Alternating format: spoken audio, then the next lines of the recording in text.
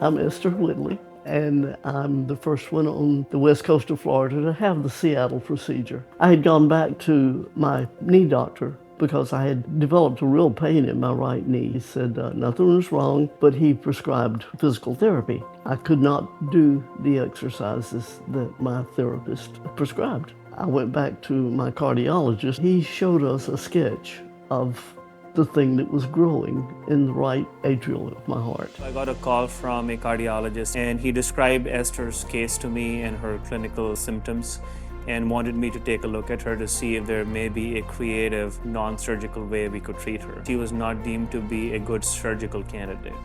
And so we had to come up with a creative, non-surgical strategy to treat her leaky heart valve, but she also had a tumor in the heart. He had to get the tumor out before he could repair the valve. I knew this technology was in the process of being created and evolved, and there was an option for her. The first stage included us going into the right side of her heart and extracting this tumor using a basket to capture the tumor and a set of snares powered by electrocautery to cauterize and cut the tumor. And then we were ready for the second stage of the procedure, which was actually crossing over from the right side to the left side of the heart and repairing the leaky mitral valves. All of us are committed to offering patients in our community the best cardiac care, the most sophisticated cardiac care, so our patients don't have to travel anywhere out of the town and city to get these advanced technologies. I can't say enough about Dr. Sannon and the hospital staff. The whole nursing staff were great. I think the nurses love what they do. I watched them. They are the hardest working people in the world. The last I saw her in my office, she was doing fantastic. She was back to living her best life and doing the things she enjoys doing.